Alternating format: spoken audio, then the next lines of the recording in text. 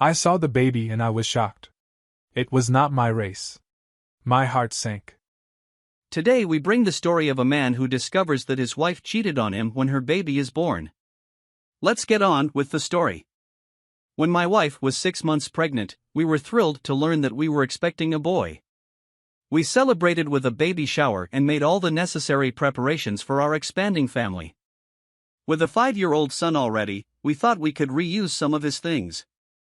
When the day of labor arrived, I stood by my wife's side, no stranger to the birthing process, having been through it 5 years ago.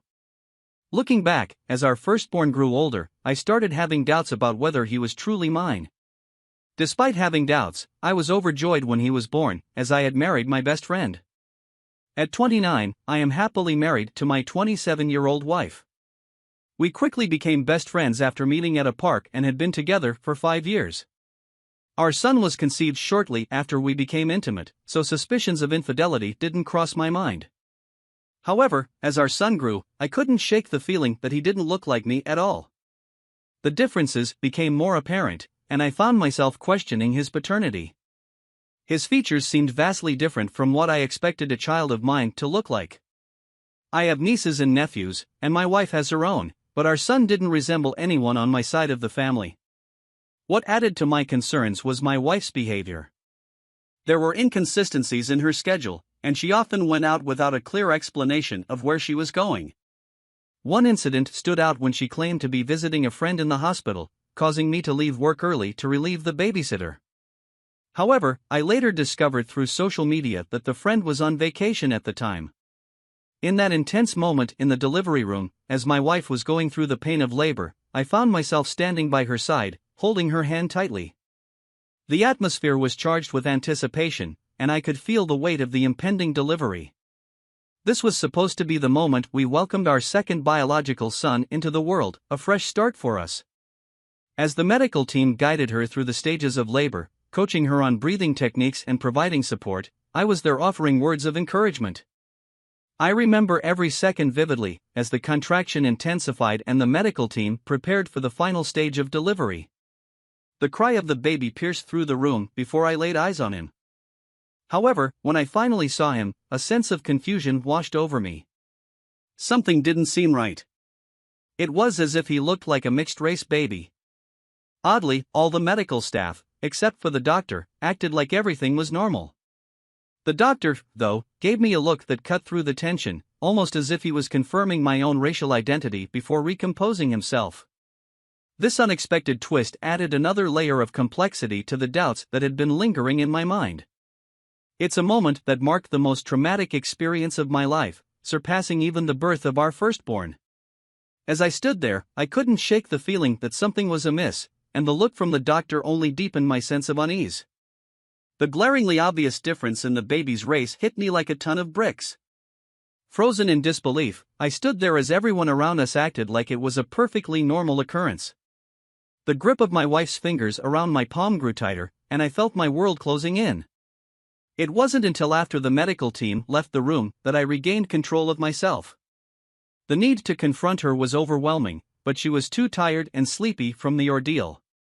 I walked out of the hospital, refusing to help her and avoiding any involvement, leaving her family to assist her and the baby back home.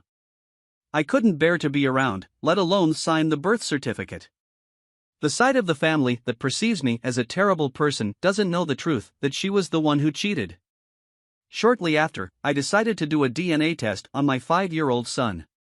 The day I received the results marked the day I filed for separation from what had become a sham of a marriage.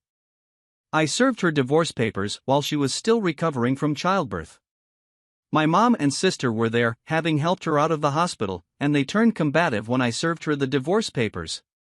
They called me a deadbeat and an irresponsible father, following me around the house, attempting to provoke a violent reaction. I knew their game, to incite violence so they could use it against me in the divorce process. Up until that point, I had been a devoted father to her son, loving him with all my heart.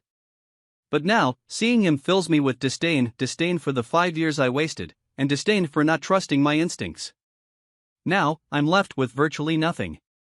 People call me a monster for leaving my son, but they don't know the whole story. I packed a few clothes and stayed at an extended stay hotel, biding my time until I found an apartment. I left everything, even my furniture, behind with her. Moreover, she contributed some of it, but I'd rather she have it all. I don't want anything from my old life that might remind me of her. Even when I was at the hotel, and she didn't know where I was, she tried multiple times to guilt me into coming back. She went to the extent of having our 5-year-old call me at random hours of the night, crying and begging for his daddy to come back home. It was a manipulative tactic to torture me further, as if she hadn't done enough. She constantly told me how much damage I was doing to the family. In every conversation, whether online or offline, where our son was brought up, I was berated and shamed. Despite not being the boy's biological father, I am his dad. It's a painful reality that despite my commitment and love for him, the continuous betrayal and infidelity overshadowed everything. Throughout our marriage, she cheated on me repeatedly, eroding the trust and foundation of our relationship. To make matters worse, she used our mutual friends to gang up against me. As a result, I distanced myself from most of them, as they labeled me a despicable person for abandoning the child. My parents and siblings have been a source of support, understanding the complexity of it all, especially since they bonded with her son and babysat for us. But even their support doesn't erase the pain and confusion I'm going through. It's disheartening to realize that, for some friends and family, my feelings don't seem to matter much. They expect me to man up and continue playing a role that isn't mine, despite the fact that a DNA test has proven the child isn't biologically mine. The pressure to be a father to a child born out of my wife's betrayal is intense. It's frustrating that my feelings are being dismissed or misunderstood. I've come to the realization that, in many people's eyes, I'm supposed to put aside my pain, betrayal, and emasculation to continue being there for a child who isn't biologically mine. The accusations that I never loved him or was always looking for a way out only add to the emotional burden. The expectation that I should continue to be a father to a child born out of infidelity is difficult to bear. It's not realistic to expect me to maintain that role as we go through a divorce and I pursue a disestablishment of paternity. The emotional toll of being cheated on, lied to, and used by someone who hasn't been truthful about her actions is profound. I still have my own life and feelings to consider. While I love the child like my own, the idea of playing a role that isn't truly mine is becoming increasingly difficult.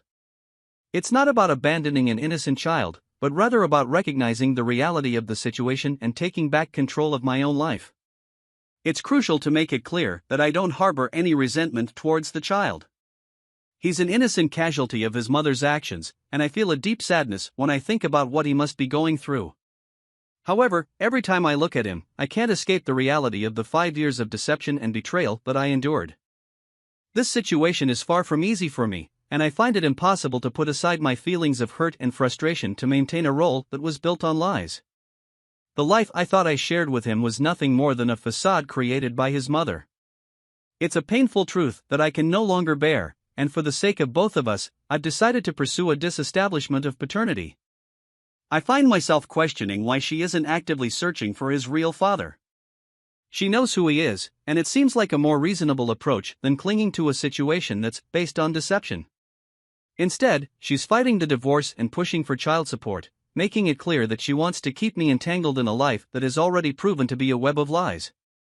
My lawyer has mentioned that there's a good chance of not paying child support based on similar cases in the state, but the uncertainty adds to the stress. Money is not my biggest concern here, my primary worry is that his mother will continue to use him against me. I still care for him, but it's time for me to move on and start afresh. Admitting to this colossal mistake is painful, and the time and trauma invested in this relationship are something I know I can never fully recover. But moving forward seems to be the only viable option for both of our sakes. It's indeed a complex and emotionally challenging situation that the original poster is going through. The issues around paternity fraud are sensitive and can have profound impacts on individuals and families. The legal aspects of disestablishment of paternity vary depending on jurisdiction, and it's true that some places may allow it under certain conditions even without the biological father's consent. The shift towards prioritizing the welfare of the child, often at the expense of the legal father, is a significant concern that has been discussed in various contexts. The comparison to the Titanic scene, where women and children go first, is a poignant analogy for how family courts often operate.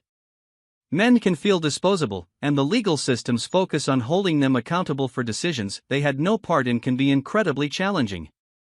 The information about paternity tests being banned in France raises questions about the balance between preserving the peace of families and the right to know one's biological parentage. It's a complex issue that involves ethical, legal, and societal considerations. The underlying point you make about the importance of choice for both partners in situations of infidelity is a valid one. Relationships are built on trust, and when that trust is broken, individuals should have the autonomy to make decisions that align with their values and well-being. Overall, this story highlights the need for open conversations and awareness around issues of paternity fraud, relationship transparency, and the rights of all individuals involved. It's a topic that requires careful consideration and compassion for everyone affected. Please share your thoughts in the comments section below. Dear listener, if you have reached this far, please click on the subscribe button. It will be a great help.